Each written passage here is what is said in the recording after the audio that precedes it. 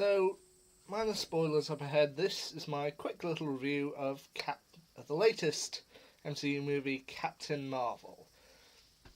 First off the bat, I actually like this movie very much. I thought it was very good. I mean, I don't know if it's the greatest movie Marvel ever did, but yeah, you know what? For their first kind of female-led movie, I think it was pretty good. And all those kind of haters online are pretty much talking out their rear. Because this to me felt very good. So what's the basic setup? I mean, you've got a woman named Carol Danvers, also known as Vers, who is a member of a kind of Kree intergalactic police force. However, when she accidentally finds herself kind of back on Earth in the year 1995, she kind of has to figure out the mysteries of her past, and also has to deal with kind of something of a Skrull invasion of an alien species called Skrulls. Now, technically, this is a prequel to everything Marvel related. I mean, the only one that it isn't really a prequel to is Captain America: The First Avenger. But kind of this is kind of before everything in the Marvel Universe kind of started up. And you can tell that as it's got kind of the appearance of characters who we have seen before in the Marvel Universe, such as a young Nick Fury showing us how he became the hardened, grizzled man he is.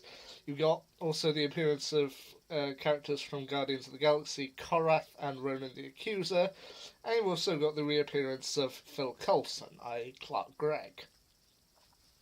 Now, I personally haven't kept up much with Agents of S.H.I.E.L.D. I mean, I tried to, but I just kind of found that wasn't my deal.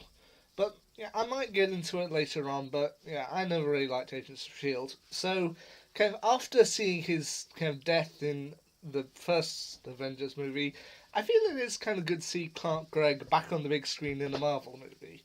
I mean, yeah, he's technically alive and doing stuff in Agents of S.H.I.E.L.D., but it felt good to see him kind of back on the big screen in another Marvel movie. I felt that was good. My favourite character in the whole thing is Goose the cat. To kind of set you up, one of Carol's kind of greatest mentors was a scientist named Wendy Lawson on Earth. And she had a cat named Goose, a kind of small ginger cat, who later on Carol and Nick end up encountering when they go off to do what they do. And this cat just gets the kind of greatest laughs. I mean, he ends up stowing away on a plane.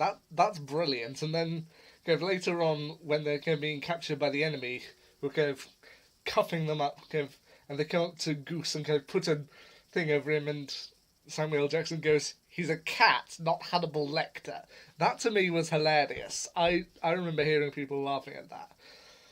It also kind of sets up, as with many Marvel movies, it kind of sets up kind of future stuff or stuff that happened in the comics. For example, in Spider-Man Homecoming, they did give a kind of mild reference to Miles Morales, i.e. with Peter confronting the character known as the Prowler, which is, yeah. In this one, you've also kind of got references to Captain Marvel's other characters, as her kind of best friend is a woman named Maria Rambeau, and she also has a daughter named Monica, who, those who've read the comics will know Monica Rambeau eventually kind of becomes Captain Marvel. But, yeah, I feel it's kind of a nice touch having in there. I also kind of like how Monica ends up kind of helping Carol eventually choose her costume. Kind of throughout most of the movie, she has what is essentially Captain Marvel costume, which is the costume of the Space Police Force, and then kind of when it gets to the start of the final act, she says to Monica, "You know what, I can't go into battle wearing Kree colours. Do you think you'd choose something better for me?" She ends up cycling through, it's like, no, neon suit comes up, definitely not. It's like, you know what, I'm going to go with you. With the red, and I like that. I feel it's kind of a nice touch with that. The Skrulls, they're an interesting kind of set of villains. Or at least I say villains. I don't want to give too much away, but it's kind of an interesting setup. Once it's actually described what the Skrulls are and what they're doing, you do actually feel sorry for them, and kind of towards the kind of final act, it seemed that they're not really the enemy, someone else is, and it's actually you do end up kind of fighting for the scrolls and kind of against the other person, and I think it's rather good. The other character who I really got to mention is Yon-Rogg, the character played by Jude Law. I've been kind of waiting for Jude Law to show up in the MCU for a while. I mean, we've had Benedict Cumberbatch and Martin Freeman playing Doctor Strange and Everett Ross. Had Robert Downey Jr. from the start as Iron Man. I've been waiting for a while for Jude Law to show up, and finally he does as kind of Yon-Rogg. Something like Carol Danvers' mentor, kind of the person who shows her what to do, but then is constantly kind of putting her down. And then when you finally find out kind of exactly how he does turn out to be rather kind of grim, rather despicable. I also kind of like that towards the end, spoiler alert a bit much, he and Carol end up in kind of a bit of a fight. It's like, come on, put down the light show, give it to me, let's fight like it. And then she just shoots him. It's just like, yeah, I'll get no time for your crap. But yeah, I do feel it's kind of a good thing. The other one thing I'm going to mention is that something called the Supreme Intelligence. Now, for those who've read Marvel Comics, the Supreme Intelligence on the big screen is a lot different than how it was in the comics. Because on the big screen, the Supreme Intelligence is kind of like a program used by the Kree in order to kind of help reset the mind, which they use once with Carol Danvers.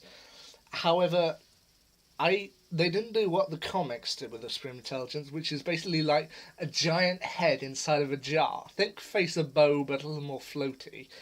And I personally am glad they didn't go this route. I mean, while it would have probably got a few kind of really good comic fans to kind of scream in delight at seeing the Supreme Intelligence, I think the way they kind of worked with it was a lot better than... I feel it's better for this universe, because if we just saw a giant kind of floating head in a jar, I don't think we'd have taken that very seriously. But I like the kind of use of it. If you recognise it, great. If you don't, you're not going to miss anything much. I think it's good. So overall, I think Captain Marvel is a good film, and all the haters that we're saying against online, they're wrong. This was a good film.